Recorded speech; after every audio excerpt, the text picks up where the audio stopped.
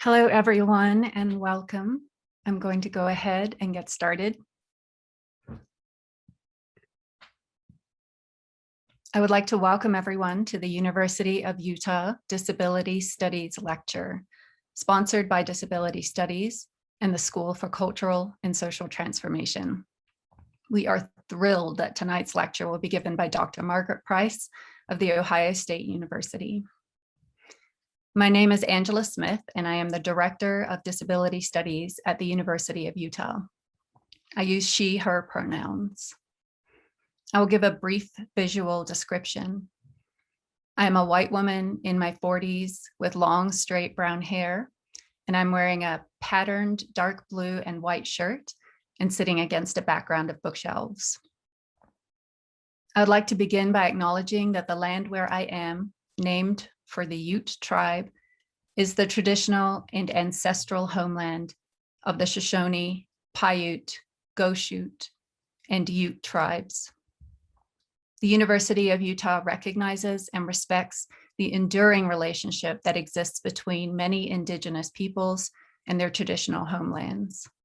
We respect the sovereign relationship between tribes, states, and the federal government, and we affirm the University of Utah's commitment to a partnership with Native nations and urban Indian communities through research, education, and community outreach activities. This event is a Zoom webinar. We have ASL interpreters, Shantae and Soraya, whose video will remain visible throughout the event. The event is set to gallery view for this purpose. We also have a captioner, Julia. If you click the CC icon at the bottom of the screen, you should receive those live captions, or you might need to go to More and then CC. After clicking CC, you can select Live Transcript or Show Subtitle. We will also post a link to the full transcript in the chat if you have any issues with the subtitles. Thank you to our interpreters and captioner for their work this evening. For this event, we're running both a chat and a Q&A. These icons are at the bottom of your screen. You can use the chat to make comments during the event. Please note that everyone can see what's posted in the chat, but you can also chat to me directly if you're having an access issue.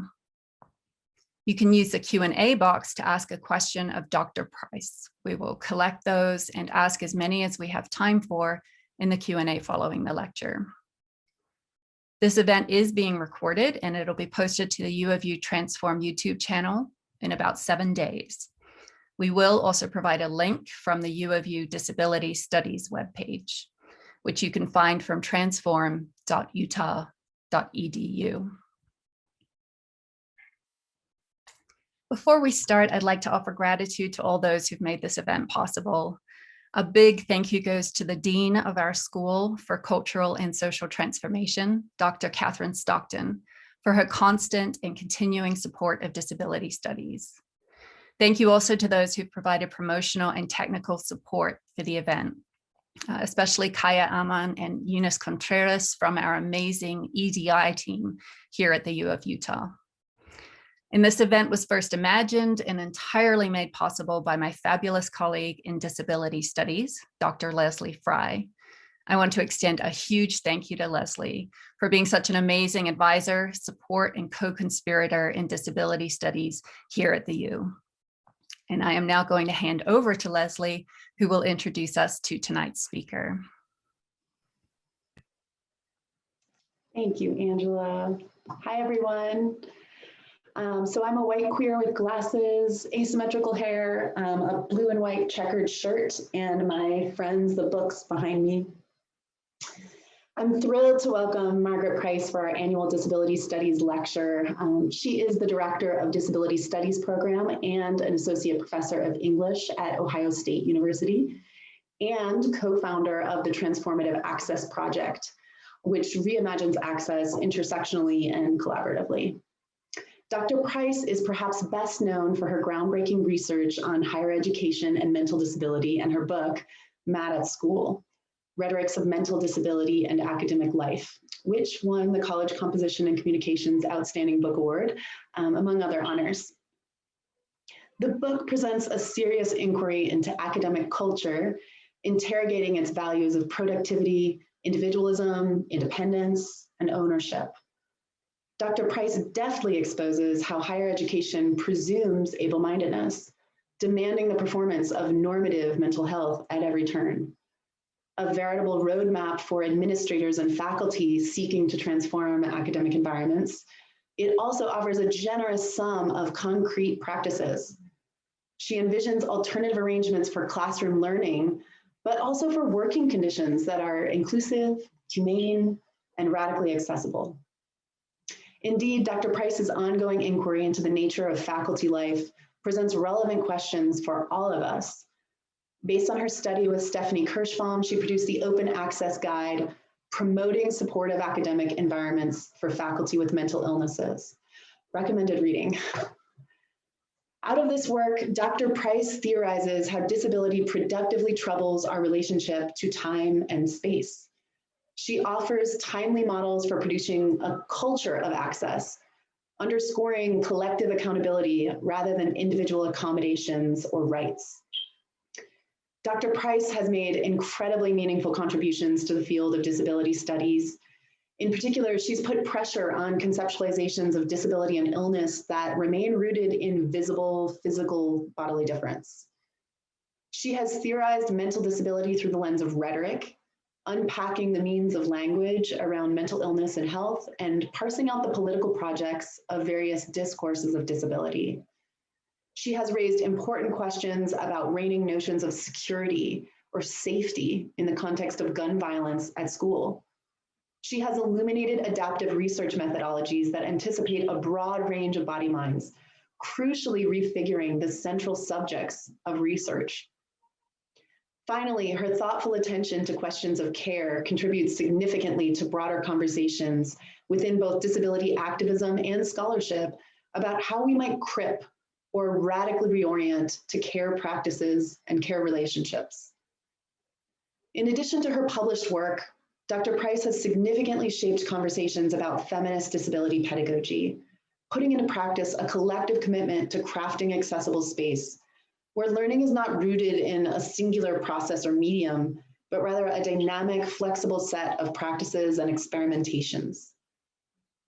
This makes her work incredibly relevant to the current moment when there's been a new wave of interest in access online and a nascent awareness of the long-held wisdom and skill set of disabled students, staff, and faculty who are experienced in navigating ableist institutional environments.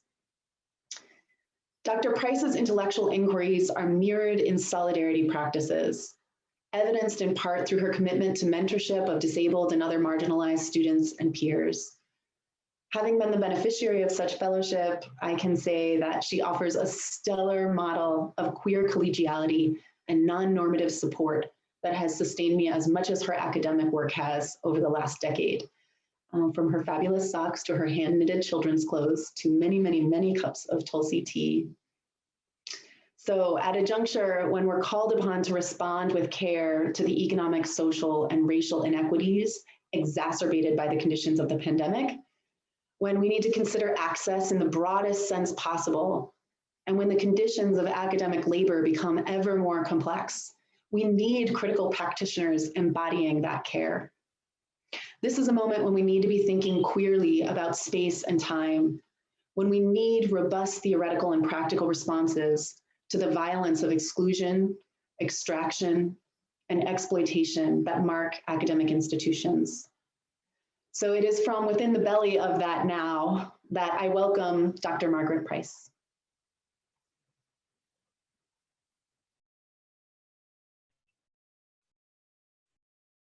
Hi, everyone. This is Margaret Price. Well, I can see that our wonderful interpreter, I think Shantae, can hear me. And I'm just going to trust that others can see interpreters, see captions, and or hear me.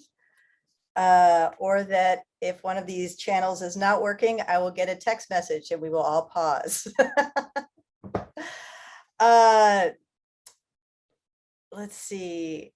Well, I'm going out of order already, as I do.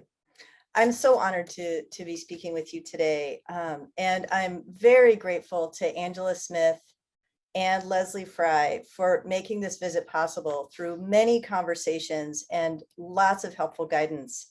I'm also honored to be part of the work of the School for Cultural and Social Transformation at the University of Utah. I was lucky enough to visit a class as part of this school last year, and now I'm lucky enough to be delivering this lecture for disability studies. And it's clear that there is truly unusual work going on here. I'm inspired to see the possibilities for radical change within academia and also in our overlapping communities.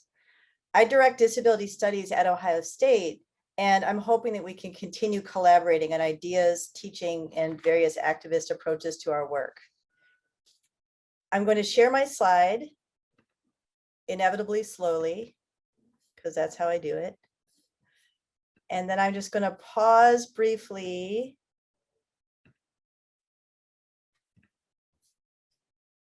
This pause now is to just allow us all to resettle, possibly reconfigure our Zooms if we need to. And if you are not seeing the full slide, you can minimize the gallery view that is possibly on the right-hand side of your screen right now, so that you have only a thumbnail or no images at all, or you can keep the interpreter up if you're interacting with the interpreter. The slide that I've just put on the screen gives the title of this talk, which is Everyday Survival and Collective Accountability, What We Can Learn from Disabled Workers in Higher Education. The image on this slide is a graphic that I clipped from the Arkansas Times. It's a comic that shows about 50 people standing in a long winding line. At the head of the line is a person labeled healthcare worker. Near the end of the line are people labeled prisoners, teachers, and young adults. And right in the middle is a red silhouette labeled you. I will return to this graphic in a few minutes.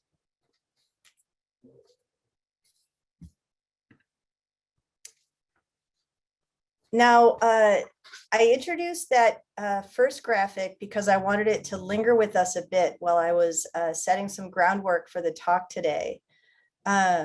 But I'm now going to take a moment to just talk about where I'm positioned, both literally and metaphorically. First, during this talk, I will be doing things that help make me more comfortable, such as drinking my tea. Incidentally, it is Tulsi tea. I may be standing up and sitting down. You might notice me pick up my knitting, although I try to keep it under the level of the camera so it's not too distracting. Or you might notice me making other adjustments that help me remain as comfortable as possible through our time together. I want to encourage you to do the same. Do whatever helps make this space and time more accessible for you.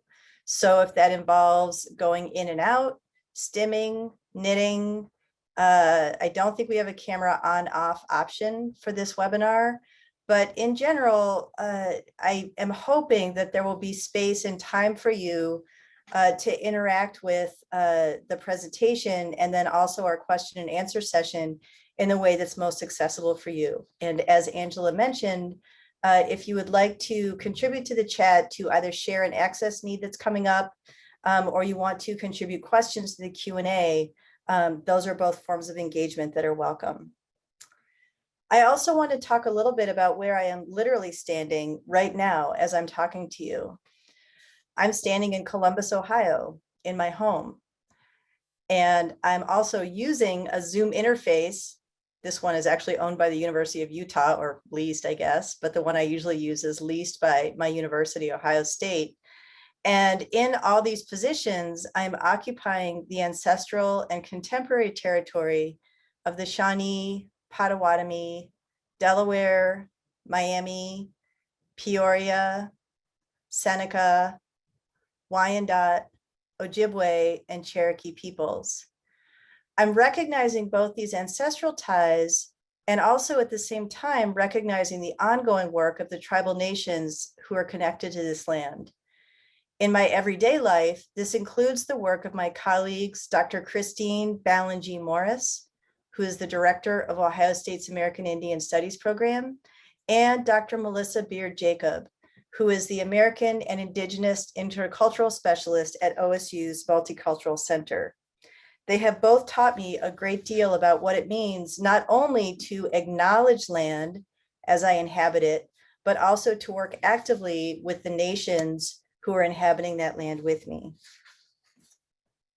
In the frame from which I'm speaking right now, I'm standing in my home office. There's some green plants on a shelf off to my left, and behind me, white bookcases. I am a white genderqueer person with gray hair and glasses. I'm also wearing big headphones. And behind me, although not actually in the frame right now, is my very tiny brown Chihuahua Ivy.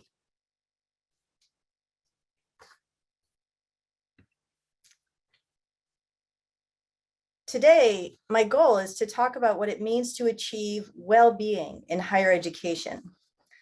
That's a question that was already pressing before the advent of COVID-19, and now, of course, it's even more urgent. My research focuses on disability in higher education, as well as on the spaces, customs, and norms of higher education. According to my research, individual solutions will never move us closer to sustainable well-being. And by individual solutions, I mean, for example, accommodations that are designed to address the quote unquote problem of just one disabled person, or programs that encourage students or employees to alleviate stress through self-care. Now, I do want to emphasize, and I'll be emphasizing this throughout my talk today, those kinds of individual measures are important. I'm not advocating for getting rid of them, but they also have the effect of kind of digging grooves into the pathways of our already individually oriented system so that they turn our attention away from structures, relations, and accountability. And so I also come with a question. Right now, in the research project that I'm trying to work on, this is the question that I'm striving to answer. But I think I honestly might be working on this question for the rest of my career. The question is simply, what does it mean to practice accountability? Not just admire it, not just to note its importance, not just to call for it, but to really actually practice it in everyday practical moments.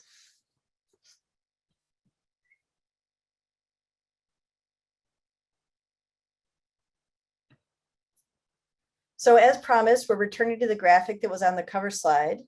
The one that I described earlier from the Arkansas Times is on the left.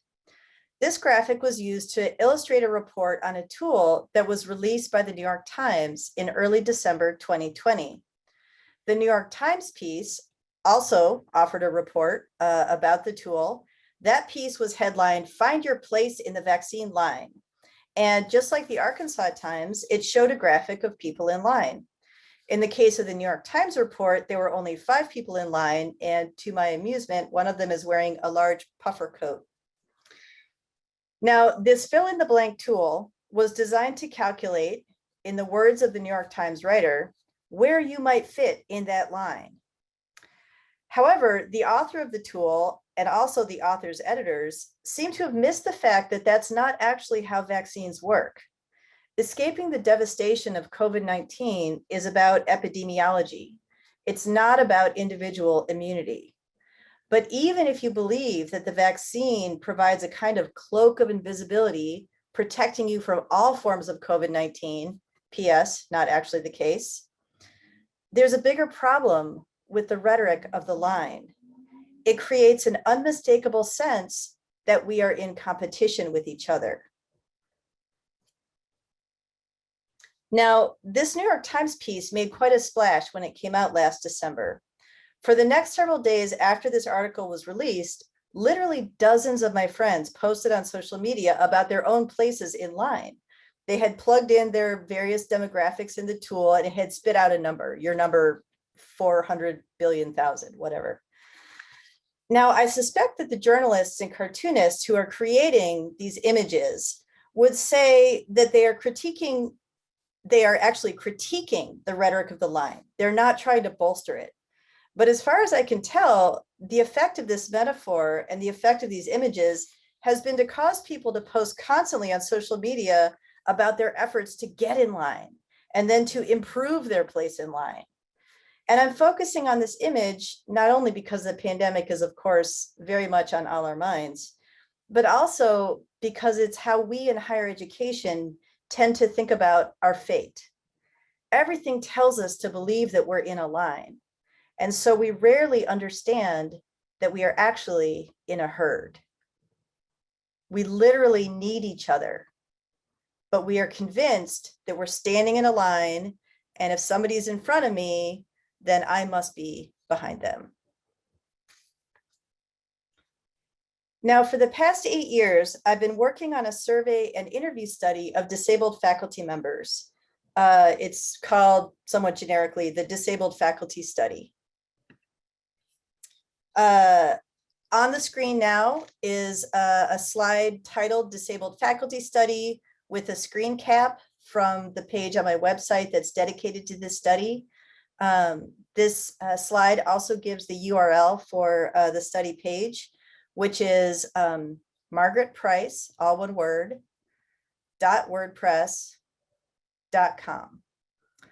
Once you get there, you can just click the tab that says Disabled Faculty Study, and it will take you there to more details about what the survey entailed, how many participants we had, what has been published from the study so far, who the other co-researchers are, stuff like that. Now, I did not anticipate that this would be an 8-year process, and now it's obviously going to be longer than 8 years. And I'll talk a little bit more in a minute about what I thought this study was going to be like. But in fact, the deep study that these data have required from me over the past years has convinced me that a major shift of focus toward shared accountability is the only viable way forward for higher education. Now, as I mentioned, I didn't start this study thinking it would be a long-term project. In fact, I started it with a strongly utilitarian aim in mind. I already knew that conditions in higher education for disabled faculty and other workers, including staff and graduate students, were pretty terrible. I knew this because I am disabled myself, and I have a large community of disabled friends in higher education. And we spend a lot of time reaching out to each other about problems with access in our jobs, sometimes to help each other, sometimes just to complain about the latest baffling situation or random atrocity. Now, when I started this study back in 2012, what I was after were some hard data. I wanted numbers. I wanted statistically significant results that I could provide to help convince administrators and policymakers to make serious moves toward better access for their disabled employees. I wanted to be persuasive to audiences that tend to be most convinced by numbers. Now, to some degree, I was successful in that effort, but something else happened along the way. As I have analyzed the hundreds of survey responses and dozens of hours of interviews, I've come to realize that this close focus on disabled faculty has also opened up larger themes that concern everyone's access, indeed, everyone's survival in academic life. The key themes now shaping the study in the book that I'm writing are the following: time, space, cost, and accompaniment/relationships. Now, I'm not going to geek out too thoroughly about my analysis and coding process this evening, although I'm happy to say more about it during Q&A if people are interested. I'll just mention briefly, because it bears on the rest of the analysis I'll be sharing, that these 4 big overarching themes for a qualitative coder would sometimes be called dimensions. The book Coding Streams of Language by Cheryl Giesler and Jason Swartz refers to these kinds of large overarching themes as dimensions. And then within each dimension, you have a number of codes. And what I'll be talking about today are some of the codes within the larger dimension of cost. I'm closely exploring that theme of cost today because as I've been working on the focus writing about the theme of cost, it has helped me think through some of these questions about accountability that have felt so pressing to me. before 2020, but especially, of course, during 2020. And here's a very quick preview of what's coming up as I unpack those data for you. First, I talk a little bit about the various meanings of cost in higher education as understood through the experiences of disabled faculty members. I then take a close look at one aspect of cost, that is one code within the dimension of cost, and that code is distribution, or more colloquially, who pays for what. And then finally, to conclude, I talk about what we might do with this knowledge in order to practice accountability. So first, I'll talk a bit about disability and cost in higher education. Before the COVID-19 pandemic, our events in higher education, so for example, classes, lectures, tutoring sessions, meetings, these events tended to be designed on the assumption that most of us would be able to interact face-to-face. In fact, they tended to be designed on the assumption that most of us would do that with ease, might even look forward to doing that. So requests by disabled people for aids to interaction, such as interpreters, accessible lighting, or even automatic door openers to get into the place, were generally met with suspicion or concern.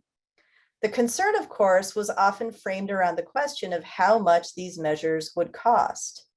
Cost in these situations is generally framed as financial cost, and the amount of money required is deemed high or low based on an array of contextual factors, including not only existing budgets and precedent, but also humiliating metrics, such as whether the disabled person can demonstrate how badly they need the thing.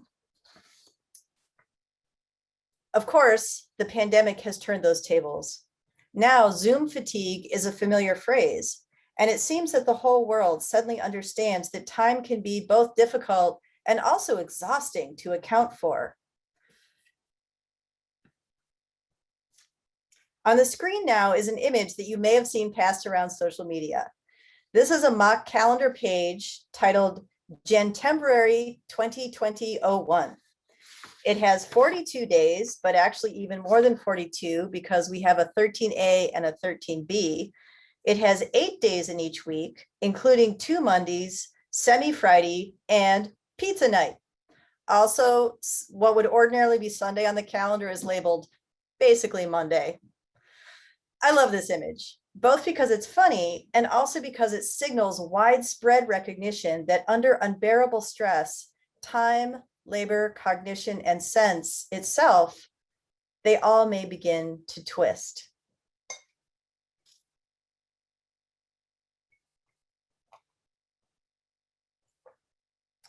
I'm now drinking from my cup of tea, and I invite you to refresh yourself if this would be a good moment to do that. Disabled academics have written a number of think pieces pointing out that this so-called new normal is actually the old normal for a lot of us. And yet, despite all the changes of the past year, fundamental patterns have remained intact. For example, my university set aside funds for internal grants up to $50,000 for projects focusing on COVID and racial justice. However, note that these funds are for additional work and that the grant money is available only through a competitive process. So those who one might hope would benefit from such research, for instance, people of color, disabled people, women, queers, these folks are asked to do yet more work and compete harder in the name of redressing inequity. Furthermore, in this particular example, faculty applying for the grants were told that the funds could not be used toward release time, only for stuff like materials, research assistance, conference registrations, travel. We were not traveling.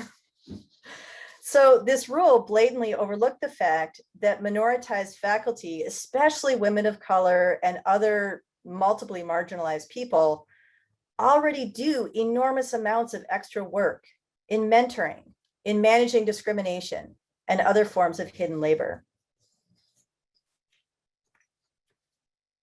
Now, the thoughts that I'm sharing here come in part from my experience over the past year. but they've also been dramatically influenced by the dozens of hours of faculty interviews that I've been analyzing, some of which were conducted as long ago as 2014. As I mentioned, my coding process ultimately culminated in those 4 dimensions: time, space, cost, and relationships. And within each dimension, I identified a number of codes. Just to give you an example of how the dimension of cost kind of opens out into codes, I provide a few examples here. Cost actually has, I think, around 15 codes. Time has about 20. And I haven't broken out space and accompaniment relationships in detail yet. So under the dimension cost on the slide are listed some sample codes, including distribution, who pays for what, financial cost, emotional cost, negotiation, trade-offs, also known as cost benefit, and use of personal resources. And as I mentioned, I am fully capable of talking about every single one of these codes or how I arrived at them for hours on end until everyone has left the Zoom and I'm just speaking to myself alone, happy as a clam, discussing coding. But in the interest of finishing in a reasonable amount of time today, I'm just going to be talking in a focused way about one of these codes, which is the code distribution, also called who pays for what.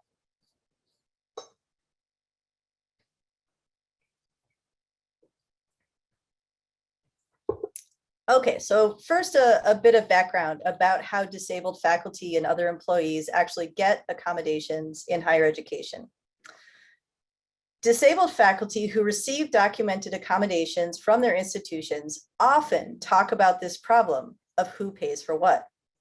It's common for the cost of a faculty member's accommodations to be drawn from their own departmental budget, rather than paid for by a larger entity at the school.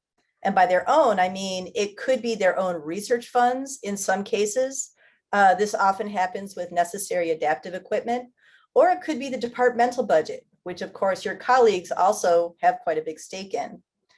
So if the department is small, that cost can be severely limiting.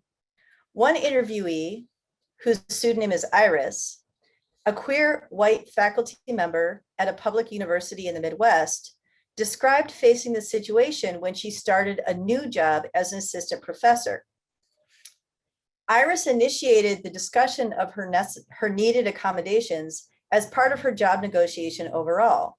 That is, the items were discussed at the same time that she was negotiating salary, benefits, and startup funds.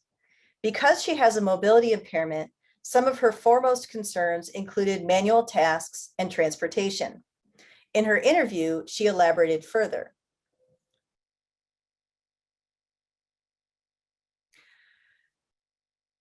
I'm now going to put a quotation from Iris's interview on the slide and read directly from it.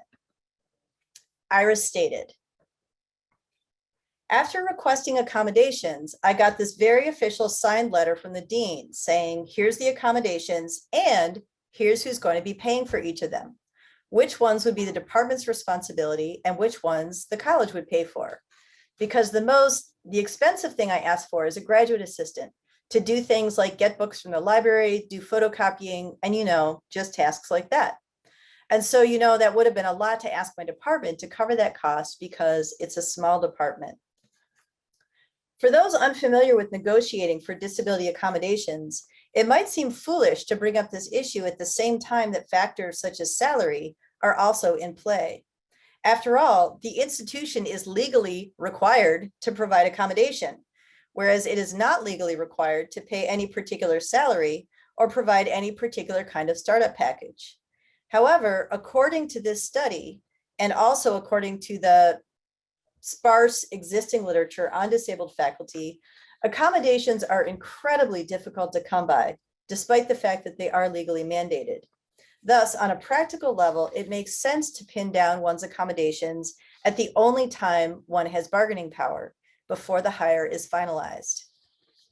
Unfortunately, very few disabled faculty members realize this at the time of their job negotiations, or in some cases, they just don't need accommodations when they get the job, or the accommodations they need when they got the job are different than the accommodations they might need 3 years later. Only later do many faculty learn just how many barriers may face them when they make what seem to be quite reasonable requests. And for those of you who will be part of the reading group on Friday, I'm so excited. My forthcoming article titled Time Harms details some of those stories of exactly what is the trajectory once one makes an accommodation request. Now, back to Iris. Iris is an unusually savvy negotiator. And when she was hired, she was already aware that the burden of cost could be laid on her tiny department. Most faculty I interviewed reported that that came as a surprise. They found themselves in the position of appearing to take money and resources away from their colleagues, or in some cases, they weren't even hired yet, and they appeared to be taking money and resources away from future colleagues. Not a comfortable way to start.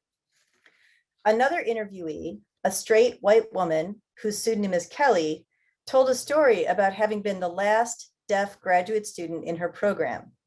I'm now going to go to a slide with an excerpt from Kelly's interview and read verbatim from Kelly's words on the slide.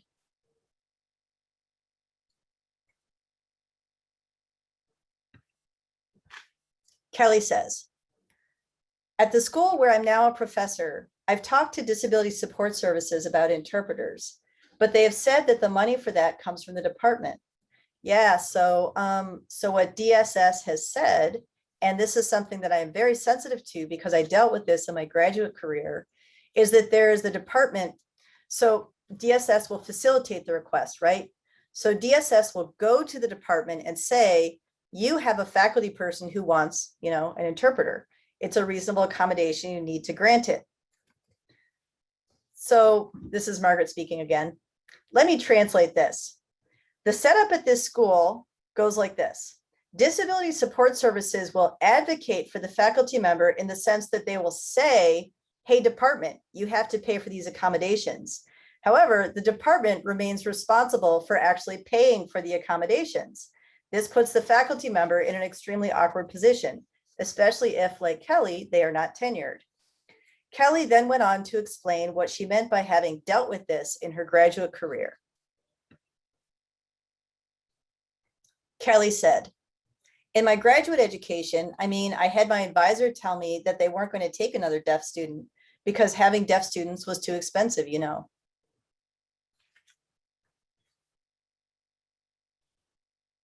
This is Margaret speaking again. So as the interviewer, I reacted to this statement by saying, what a horrible thing to say. At which point Kelly explained that actually her advisor was her ally. He was commiserating with her about how ableist the department was in general. He, in fact, was a tenured professor, but he still felt helpless to intervene in the structure that was already set up. I'll say just one other thing about the distribution / who pays for what code, which is this. When faculty members are in a position to have their accommodations paid for by the institution at large, rather than by a smaller unit such as their department, unfortunately, that is not always a blessing. For some faculty members in this study, negotiating for accommodations with the institution as a whole meant having the full resources of that institution arrayed against them.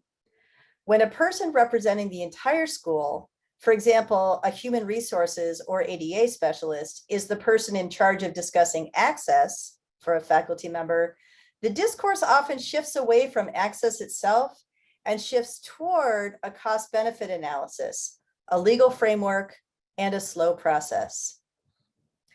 One interviewee, whose pseudonym is Miyoko, is a straight woman of color who had tenure at her institution. She asked for accommodations in the spring, giving herself several months lead time for teaching in the fall. She prepared her letter with care and went so far as to check it with the support office ahead of time. And I'm now reading from a slide with Miyoko's words. I remember I took the draft of my letter to show them, and they looked at it and they were like, oh, this is excellent. Like, you've written everything down. It seems reasonable. Just go ahead and send the letter. So that's what I did. I waited almost a month, I think, and I got a letter back from HR by, what do you call that? Certified delivery, where I had to sign that I got it. It was clearly a letter that had been written by a lawyer saying that they needed medical documentation. And yeah, it was quite a surprise. So Miyoko knew that she would be needing accommodations in the fall. Therefore, she started the request process in the spring. She gave herself months of lead time. But the discussion of her requests dragged on over the summer. Her school's HR office insisted on holding the entire negotiation by certified mail, despite the fact that Miyoko offered to use email, telephone, or in-person meetings instead. The process was so slow that the accommodations had not been granted by the time fall came, and Miyoko eventually was simply not able to keep working. She gave up her tenured position 7 months after initiating that first request. The point I want to take away here is that the people involved in this negotiation were calculating costs in a radically different way, ways that resulted in serious harm to Miyoko. The school, or at least its HR department, was thinking about cost in terms of liability. Miyoko was thinking about cost in terms of the impossible demands being placed on her body. And ultimately, it resulted in a cost to Miyoko, which might be almost unimaginable to those who have achieved tenure. She simply gave it up and left academia. She did it carefully. She did it with consideration. She wrote her colleagues a letter explaining why she had to do it. And she said in her interview, I knew what I was giving up. And yet, despite the fact that she had achieved this almost impossible to achieve kind of job within academia, she still simply could not keep working with the structure that had been set up to supposedly grant her accommodations. I don't have a prescription for how to improve this system. In a way, this system actually seems to exacerbate unwellness for all of us. I do, though, want to say some words about resistance, strategy, and solidarity. Because for all its flaws, I still believe in higher education as a place of creativity, collaboration, even of love. I believe in higher education as a place where we make each other better, not just intellectually, but in all ways.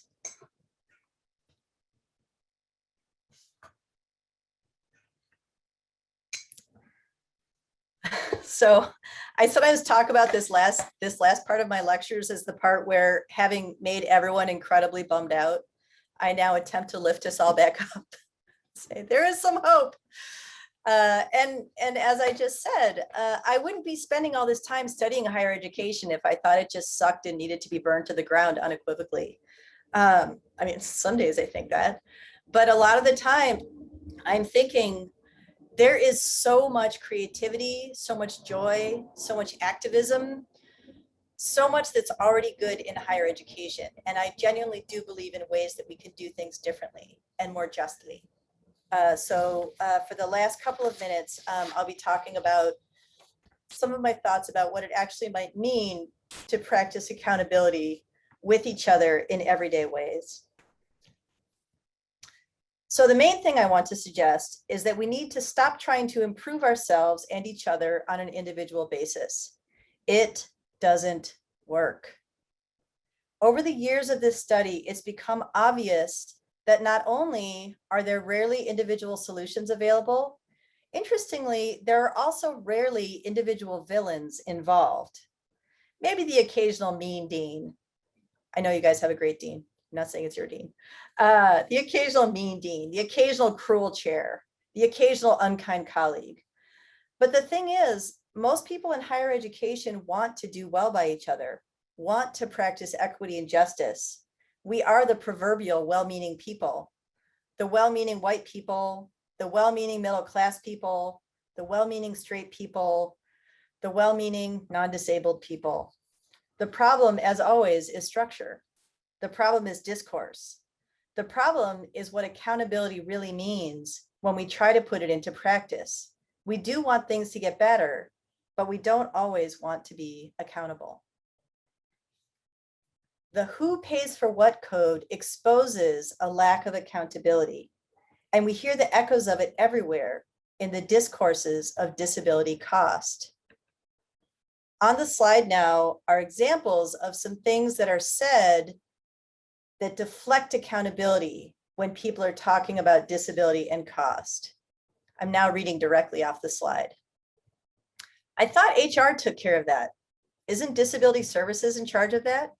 Your department chair can help you with that. We can't get you an automatic door opener, but you can always ask a student to help you with the door. And then a couple of old classics. Mistakes were made. Your request has been denied. Sometimes a whole crowd of people can practice unaccountability together, almost cooperatively in a sense, as they uncomfortably watch a colleague struggle to get up on a speaking platform that has only stairs, or as they fail together to hear the silence of their deaf colleague who is sitting through a meeting where neither captioning nor interpreting was provided.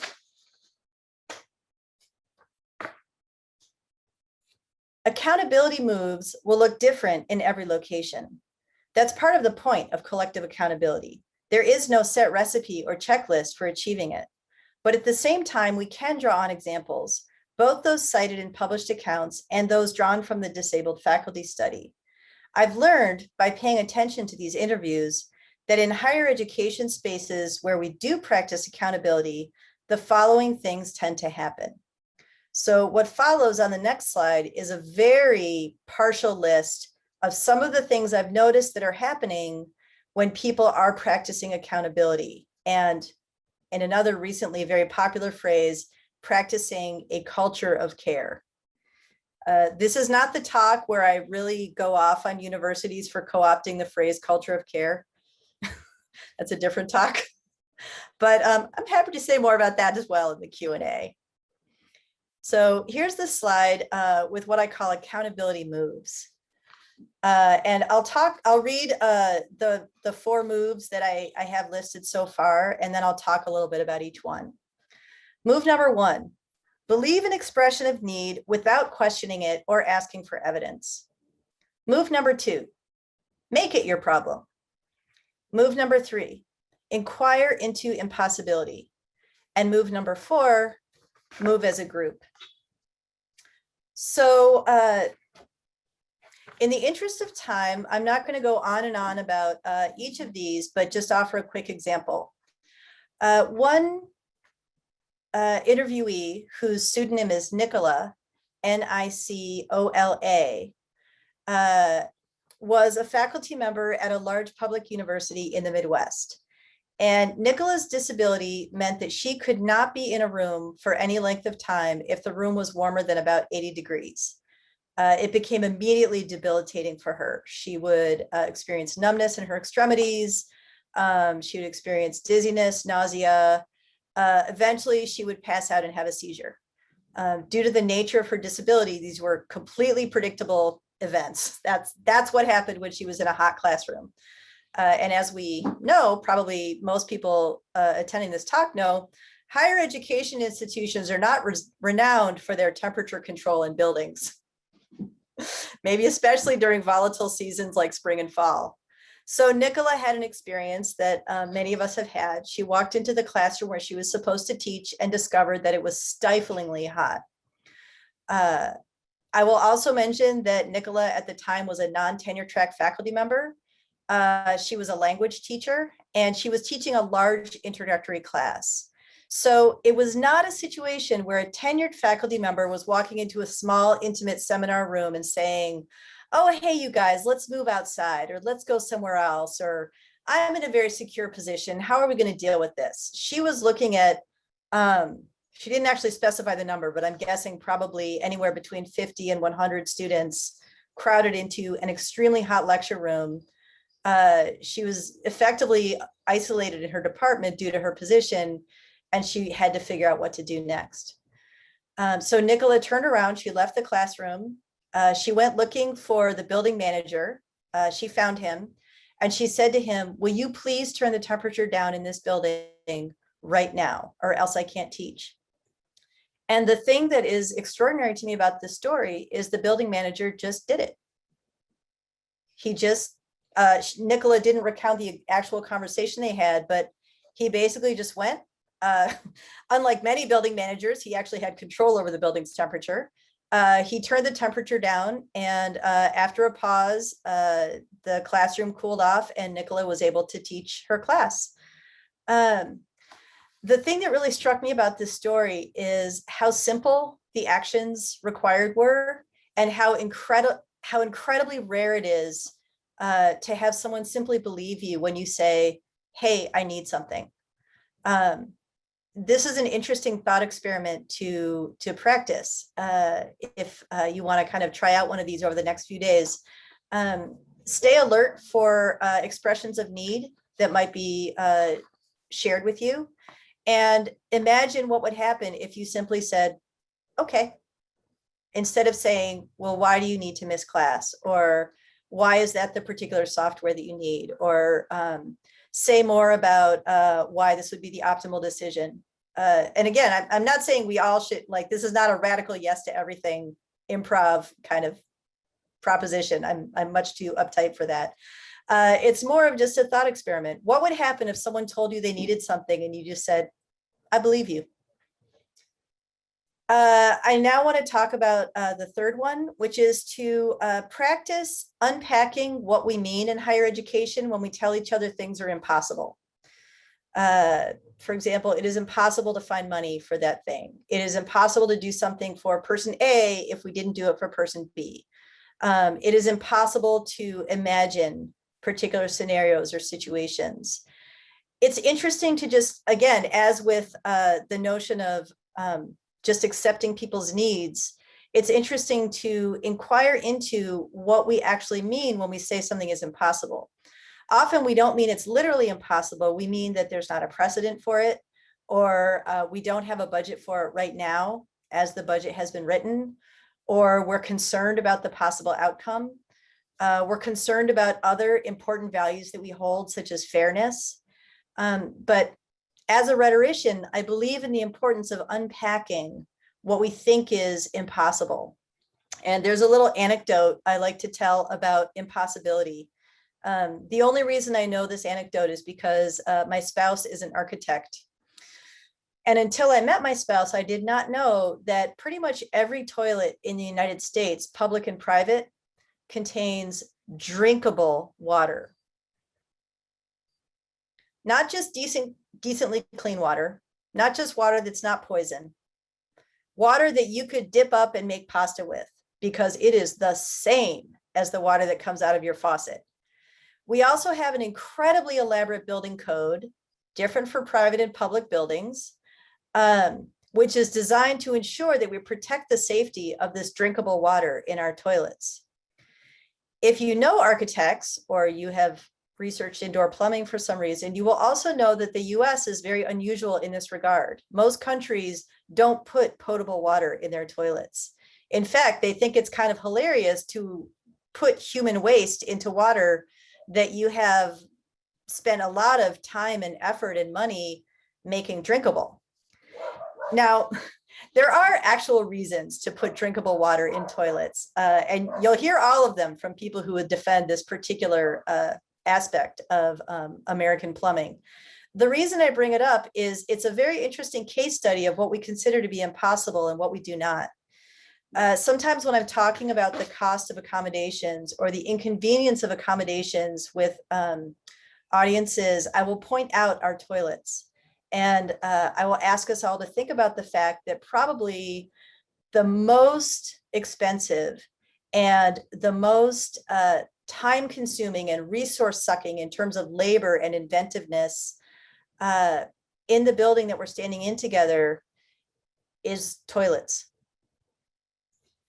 And finally, the last accountability move that I want to suggest is moving as a group. This might mean physically moving as a group. For example, if we ever all walk to a restaurant together after a conference session, and we notice that some of us are walking faster, some of us are walking slower, some of us are rolling, some of us are accompanied by children or animals, we might consider not splitting into a more strung out group where some of the people get to the place first and the other people just get there later and it all kinds of happens as it happens. We might decide together, we will move at the pace of the group instead of stretching into a long line, and just arrive together at the place where we're going. And then, of course, metaphorically, there's a fair amount of precedent in academia for moving as a group, considering salary agreements and salary adjustments, so you don't achieve too much of a salary disparity in your department or unit. Thinking about ways that resources can be distributed equitably across groups instead of competed for and given to the people who probably have just the most time to fill out the grant applications. Those are other ways of moving as a group. And finally, I want to mention that what happens when you engage in thought experiments or little everyday attempts at these accountability moves, it's likely that your position will come into play as you think about making these moves. For example, were you trained to believe that things didn't need to be your problem because you're white, because you're a man, because you're in another protected position? I'm a white person from the Midwest, and I was explicitly raised to look away when I perceived a problem that I wasn't personally having. This was part of my training. Now, some people describe that as Midwestern shyness or Midwestern niceness, but it's also Midwestern whiteliness. The Midwestern ability to say, if I'm needed, someone will probably tell me. That's kind of the opposite of what I'm calling collective accountability. If moving as a group seems difficult or inconvenient or time consuming, take a minute to reflect on what those costs actually are. What is being asked of you? It might be something kind of major. It might be hard. And finally, I think it's valuable when thinking about I think it would be an adjective in this case, when thinking about the word accountability, it can be useful to think about who we consider ourselves accountable to. Who are you accountable to? And why? I've been studying higher education for a long time now. I'm honestly not sure what sorts of changes are possible or at what scale or when. But I do know this: we must begin moving in ways that assume we are all vulnerable and assume we are all accountable to each other. Accountable in immediate ways, accountable in life and death ways. If we haven't learned that from the past year, then we have learned nothing. Thank you very much for your time today.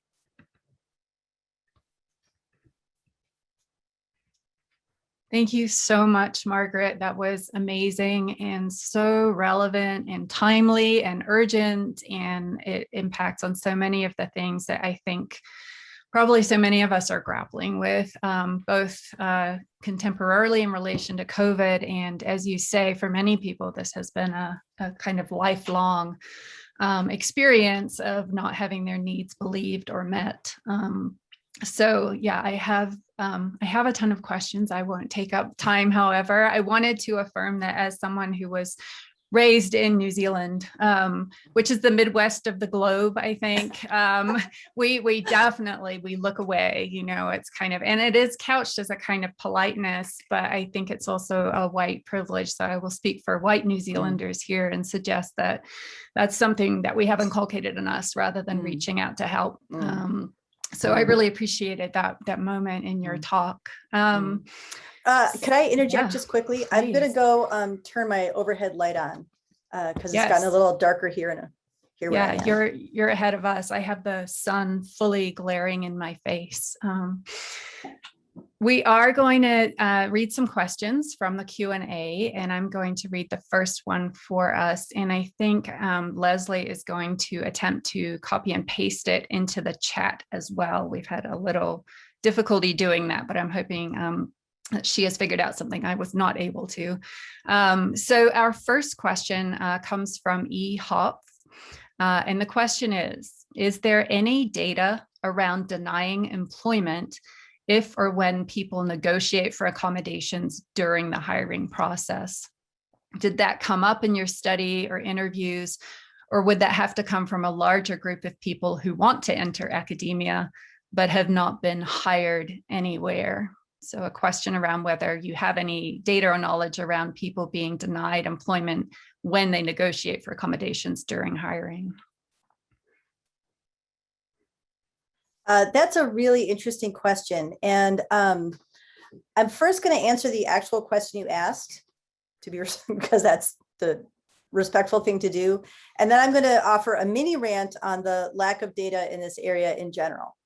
Now, there is a fair amount of data about disabled people in workplaces in general, and even a fair amount about disabled people in disabled workers in higher education. However, it is widely scattered across disciplines, and most of the research that can be found is located in journals like, I'm holding up a printed out article right now from the Journal of Business and Psychology. And it's titled, The Participation of People with Disabilities in the Workplace Across the Employment Cycle, Employer Concerns and Research Evidence. So there is quite a bit of research. But as I mentioned, it's fragmented. It tends to be scattered across disciplines. And then here's where the rant part comes in. A lot of it is situated in the disciplines of business, management, and organizational psychology. So most of the research that I've been able to find, I think I have about 30 or 40 articles on hand right now that I'm working my way through. Most of them are from the employer's point of view.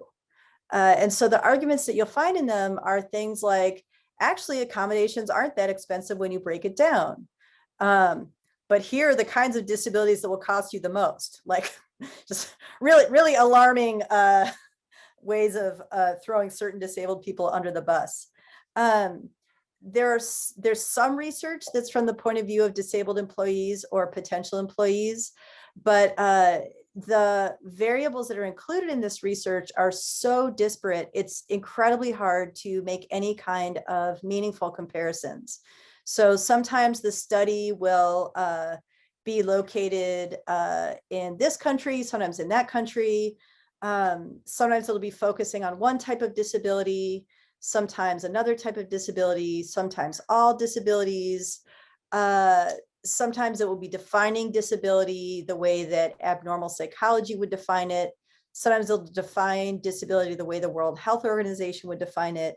So the short answer is it's incredibly difficult to draw any kind of definitive conclusion, including about the very important question you asked, which is, do we know what happens if you negotiate during the hiring process? I can say with confidence, we do not know for people negotiating for faculty positions. The dearth of broad scale research on disabled faculty is honestly shocking. There's a lot of individual accounts and tiny case studies, but almost no wide scale research. In the larger workplace, there might be, but my guess would be no, simply because so much of the workplace research in general is from the point of view of the management department and or the employer, rather than from the point of view of the employee.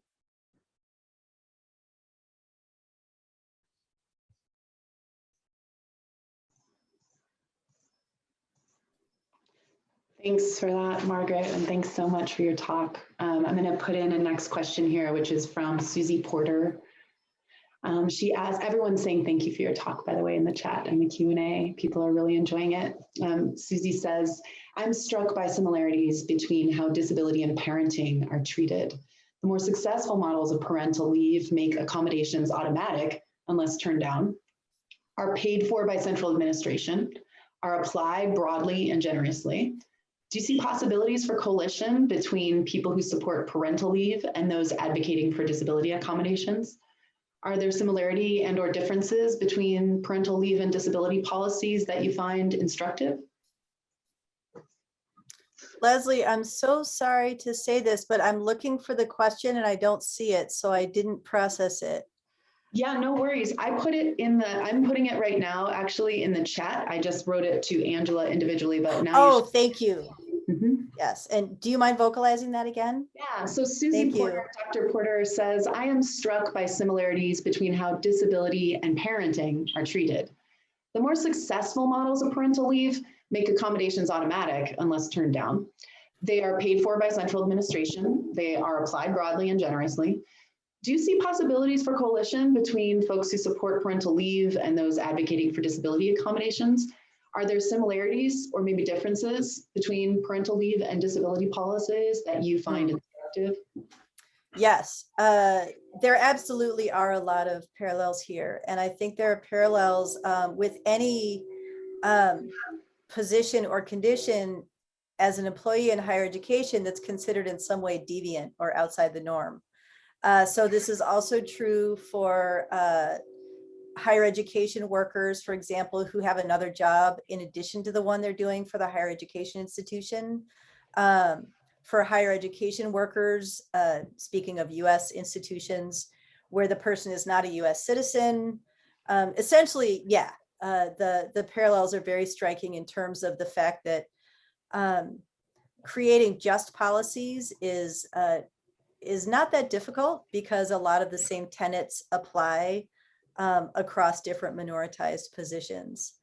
And also, unsurprisingly, people who are disadvantaged in systemic ways due to being disabled or parents or not US citizens or faculty of color or in various positions, we tend to be isolated from each other. And the ways that our issues are addressed tend to be kind of quietly or ad hoc, deliberately steered away from institutional or systemic levels of change.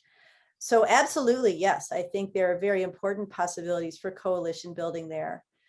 I also think it's really important at the same time to recognize the complex blend of privilege and oppression that attends pretty much any position one might bring to the table in higher education. So sometimes what participants reported on when they were describing their situations as disabled workers in higher education who were also parents, they would describe a situation where they would try to kind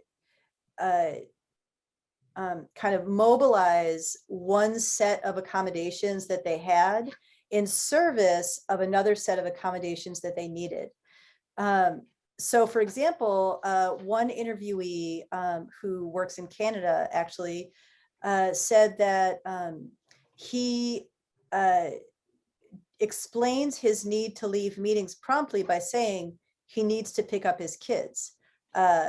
That's the way that he chooses to draw a bright boundary for his colleagues and say, it's not negotiable. I have to leave at a specific time. I have kids to pick up.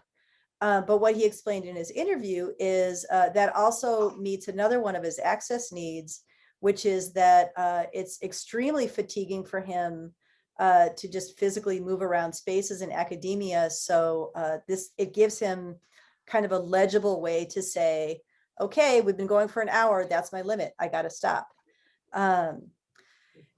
The thing is, it's not that parenting is always subbed in for disability. Sometimes disability is subbed in for parenting, or some other structural benefit will be used to figure out some other access need. And this system of kind of switching things around and surviving as best one can has been given a name. The researcher Tara Wood, in her brilliant article that was, I'm trying to remember where it was published. Well, it should be findable if you, oh, I'm sending these to Leslie individually. You're welcome, Leslie. Tara Wood named a phenomenon that she called selective disclosure. And selective disclosure, as Wood frames it, is a survival skill and a tactic that can be used to mobilize one thing that you know you could count on in service of another thing that you need to achieve. So parents did talk quite openly about doing that. Parents also, disabled parents in the study also talked about the fact that their institution's discriminatory practices in both the areas of necessary parental leave and the areas of disability accommodations made their lives all but impossible. So a number of different configurations were possible according to interviewees.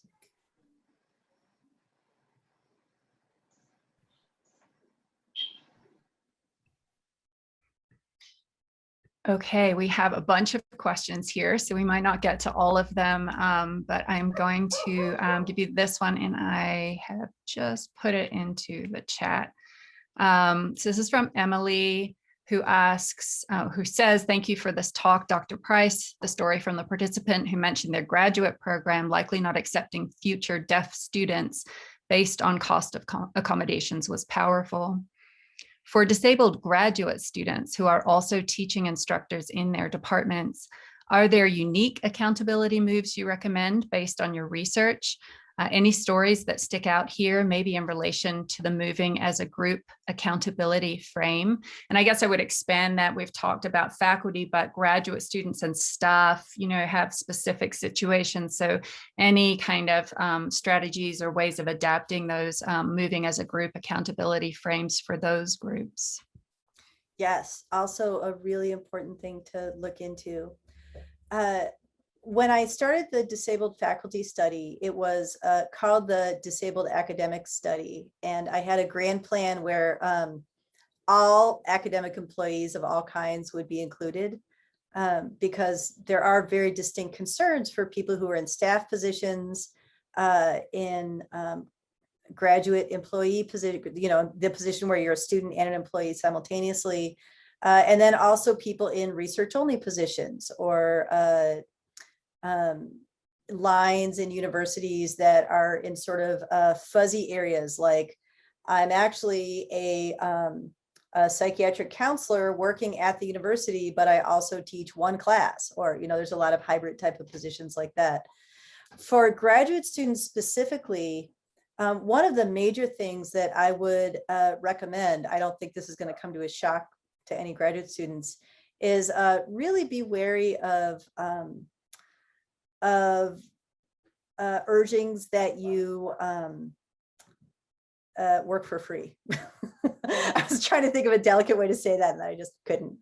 And this is true for a variety of reasons. And again, here I go back to my finding that there are very few people trying to screw up other people in academia.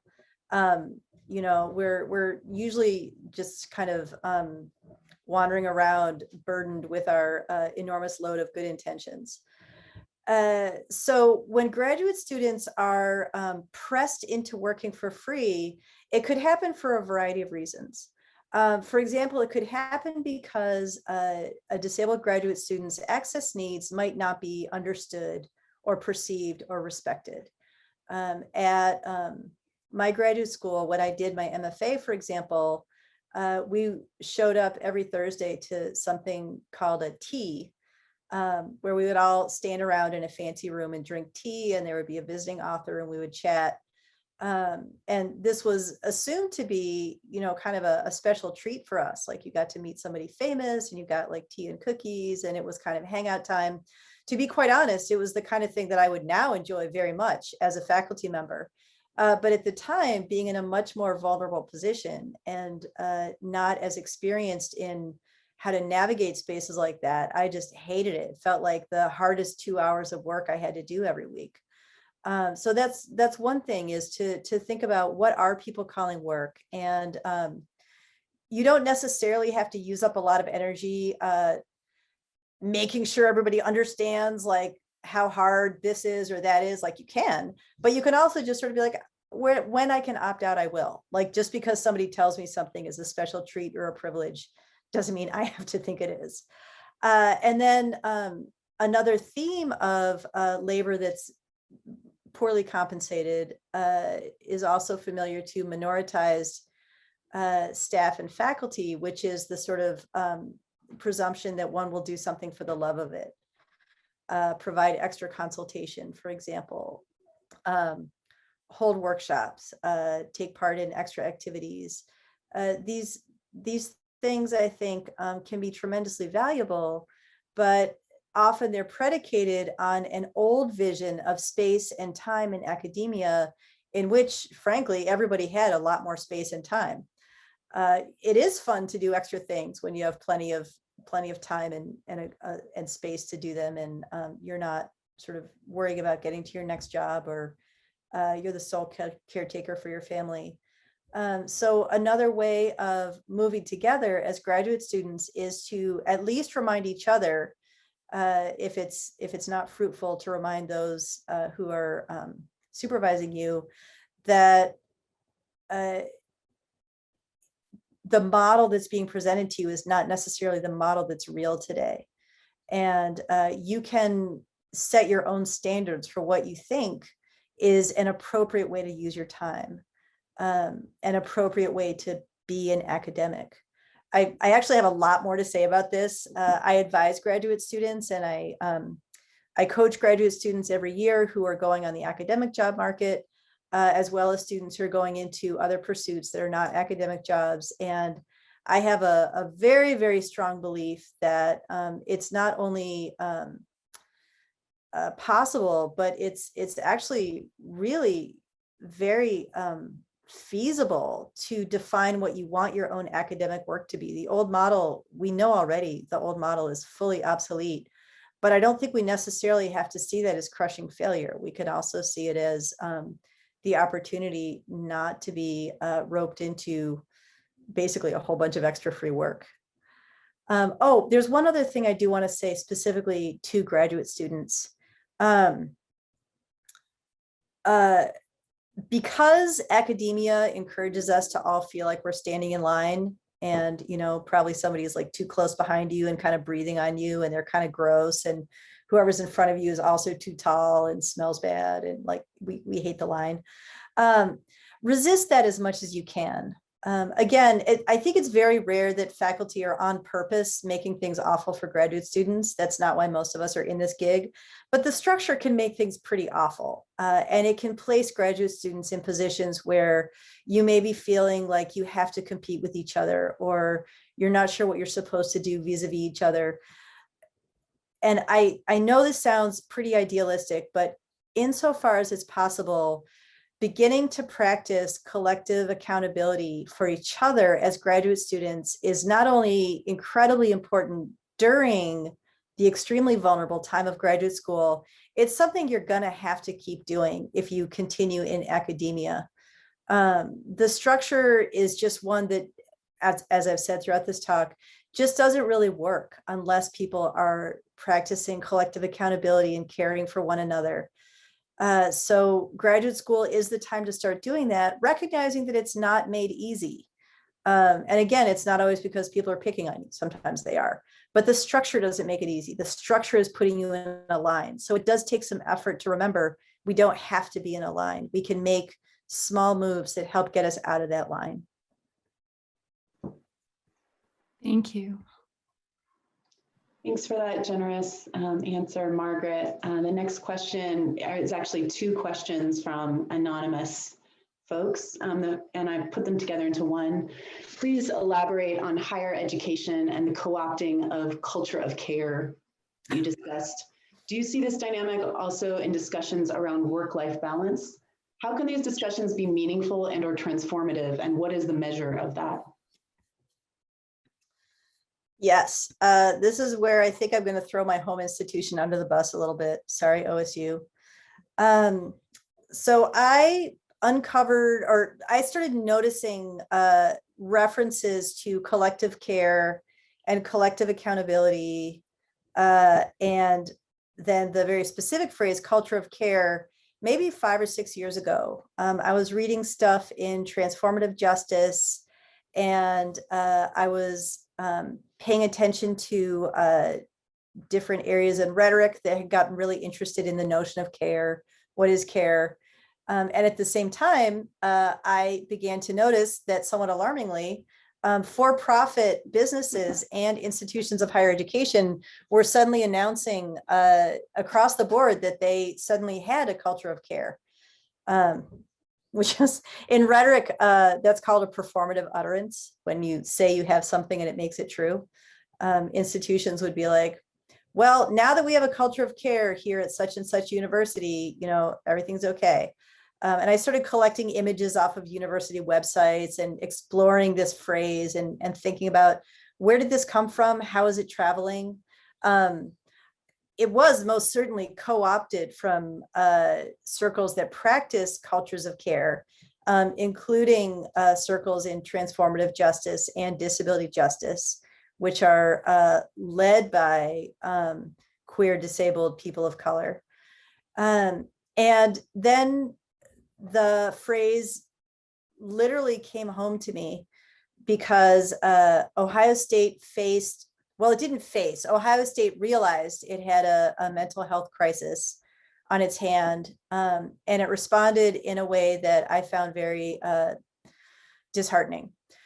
About 3 or 4 years ago, there were, and here I'm going to just start speaking more slowly and say I'm going to talk about people taking their lives. So if people need to move away, that is what you should do. At Ohio State, 3 or 4 years ago, there were some highly noticed, highly publicized incidents where students took their own lives. And there were the usual unacceptable responses and ineffectual ways of trying to address both students and employees at the university after this had happened. And there was, unsurprisingly, a sudden announcement that OSU thought it had a mental health crisis. And as I mentioned, I don't think OSU actually developed a mental health crisis the year that this happened. I think that it discovered that there had already been a great deal of mental health distress present among the people at OSU, and now it felt crisis-ridden because of that. The summer after these events, a task force was convened, and the task force wrote a very long report about what should happen. The report was largely authored by clinical psychologists, medical doctors. There were a couple of undergraduate students on the task force, as far as I could tell. They were not substantially involved in the development of the report. Also, one of the students was the student body president, and another student was similarly extremely highly placed among students. So they weren't really looking for a broad range of student views. So despite my general unhappiness with the whole situation, I read the report with great care. And in addition to reminding us many times that OSU had a counseling center and a hospital, I discovered toward the end of the report a paragraph that said faculty and students could help alleviate mental health distress by practicing a culture of care. I thought, oh, there's that phrase. How is OSU defining culture of care? And I read the paragraph very carefully, and what culture of care boiled down to in the definition of this report was faculty and students should reach out to each other and support each other more. And I was pissed. Like, if you're in distress, you should work harder. Like, the people who are already unbearably burdened by various events, this would have been around in 2017, well before the pandemic. What you should do is work harder to take care of yourself and the people around you. And honestly, the release of that report was one of the events that was formative for me in realizing we cannot screw around. We can't pretend we're being accountable for each other, because not only does it not work, but what I'm reading in this report is just straight up gaslighting. This is the opposite of what helps. I later discovered that my wonderful colleague, Krista Teston, had written an article that examined the phrase culture of care from a rhetorical point of view. I don't have the title of her article right on hand, but I'm happy to share it afterwards. So that's my personal story about that phrase. And I'm happy to say there has been some scholarly work unpacking what it means and doesn't mean.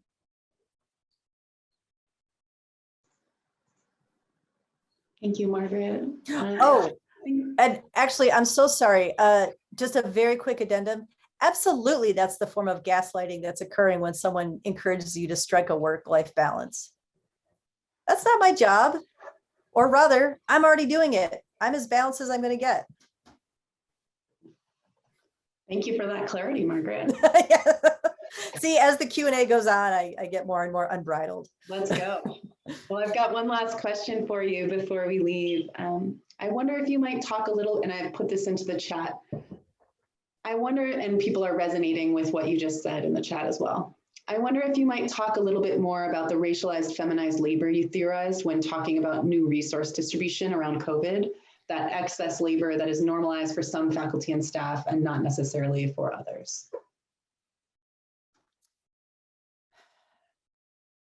COVID, I'm gonna use that. I'm gonna say an F-bomb.